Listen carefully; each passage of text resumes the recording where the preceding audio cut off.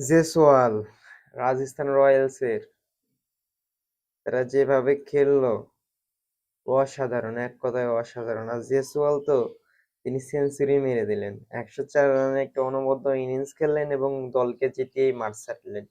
যেখানে প্রথমে ব্যাট করে 179 রান করে মুম্বাই ইন্ডিয়ান্স 9 উইকেট হারিয়ে, আর সেখানে রাজস্থান রয়্যালস মাত্র একটা উইকেট হারিয়ে তারা তারা তাদের লক্ষ্যে পৌঁছে যায়। 183 রান করে তারা 18 ওভার 4 বলে, অর্থাৎ 9 উইকেটে রাজস্থান রয়্যালস ম্যাচটা জিতে নেয়। যেখানে মাত্র একটা উইকেট গেছে রাজস্থান রয়্যালসের। 183 রান তারা করেছে, 18.4 ওভারে ম্যাচটা তারা জিতে নিয়েছে। প্রথমে ব্যাট করে মুম্বাই ইন্ডিয়ান্স তারা 179 রান করে, তার ভিতরে আপনার ঈশান কিষান 3 বল খেলে ডাক মেরেছেন, তিনি গোল্ডেন ডাক, 3 বল থেকে 0। তার রোহিত শর্মা 5 বল থেকে 6 রান করেছেন। আপনার যাদব, সূর্য কুমার যাদব, তিনি করেছেন 8 বল থেকে 10 রান, যেখানে 2টি 4 মেরেছেন। তারপর হচ্ছে তিলক ভার্মা 45 বলে 65, মোহাম্মদ নবী 17 বলে 23, তারপর ওয়াধেরা ওয়াধেরা করেছেন 24 বলে 49। হার্দিক পান্ডে ক্যাপ্টেন মুম্বাই ইন্ডিয়ান্সের এবারে সফলতম ক্যাপ্টেন বলা যায়, হারের সফলতম ক্যাপ্টেন, যিনি 10 বল খেলে 10 রান করেছেন, একটা 4 মেরেছেন। স্ট্রাইক রেট মাত্র তার অনেক অনেক বেশি, 100।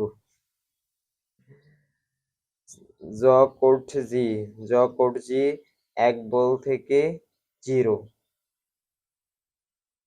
চাওলা 1 বল থেকে 1।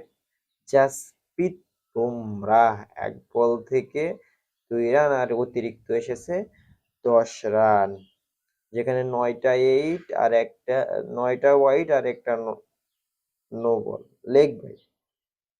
এই ছিল হলো মুম্বাই ইন্ডিয়ান্সের প্রথম ইনিংস। আর জবাব দিতে নেমে রাজস্থান রয়্যালস একদম ফাটিয়ে ক্রিকেট খেললো, মাত্র একটা উইকেট হারিয়েই তারা তাদের লক্ষ্যে পৌঁছে গেল। মাত্র একটা উইকেট হারিয়েই 179 রান টপকে গিয়ে তারা আরো 183 রান করেন এবং তারা 18.4 ওভারে ম্যাচটা জিতিয়ে নেন এবং সঙ্গে সঙ্গে তারা ম্যাচটা জিতে যায়। এতে পয়েন্ট টেবিলে সম্ভবত 1 নম্বরে এসেছে রাজস্থান রয়্যালস।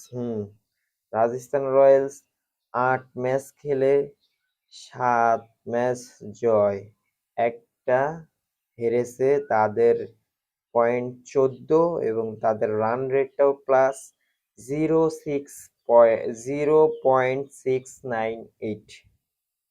দ্বিতীয় নম্বরে আছে কলকাতা, যেখানে তারা 7 ম্যাচ খেলে 5টা উইন করেছে, 2টা লস। তাদের নেট রান রেট প্লাস 1.206, তাদের পয়েন্ট 10। সানরাইজার্স হায়দ্রাবাদ এবার কি খেলছেন, 287, 277 এবং 266 রান, যে 3টা বড় স্কোর রয়েছে সেটা তাদের দখলে। মেবি 269 বা 68 এরকম করেছিল কলকাতা নাইট রাইডার্স। তারপর হচ্ছে আপনার চেন্নাই সুপার কিং, তারা আছে 4র্থ স্থানে। তারা 7 ম্যাচ খেলে 4টা জয় 3টাই হার, তাদের পয়েন্ট 8। তাদের run rate plus 0.529। Lucknow super giant's 7 match খেলে 4 জয় 3 লস, তাদের plus 0.123 run rate. Gujarat Titans 8 match 4 জয় 4 হার, 0 ড্র হয়েছে 0, যেখানে তাদের -1.055, তাদের রান রেটটা মাইনাস। তারপরে মুম্বাই 7 নম্বরে আছে মুম্বাই, 8 ম্যাচ 3 জয় 5 হার, তাদের minus run rate 0.227। Delhi Capitals 8 match 3 জয় 5 হার, তাদের রান রেটও মাইনাস 0.477, তাদের পয়েন্ট 6। পাঞ্জাব কিংস 8 ম্যাচ 2 জয় 6 হার, তাদের রান রেট মাইনাস 0.292, তাদের চারটি পয়েন্ট রয়েছে। আর সবার শেষে, এটা আসলে বিশ্বাস করার মতো না যে বিরাট কোহলি, ম্যাক্সওয়েল, দীনেশ কার্তিক, মোহাম্মদ সিরাজ যে দলে আছে, তারপর ফাফ ডুপ্লেসি, সেই দলটা কিনা টেবিলের একদমই তলানিতে। রয়্যাল চ্যালেঞ্জার্স বেঙ্গালুরু 8 ম্যাচ খেলে 1টিতে জয়, 7টিতেই হার। বললাম, বলা যায় তারা টুর্নামেন্টটা তাদের শেষ হয়ে গেছে প্রায়, তারা এই টুর্নামেন্টে আর টিকতে পারবে না। যেখানে সাতটায় হার, তাদের মাইনাস 1.046 রান রেট, তাদের পয়েন্ট মাত্র 2।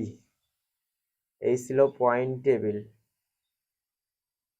সকলে ধন্যবাদ। নতুন হলে চ্যানেলটাকে অবশ্যই সাবস্ক্রাইব করবেন, আর পরবর্তী ভিডিও পাওয়ার জন্য অল বাটনটা ক্লিক করে দিবেন।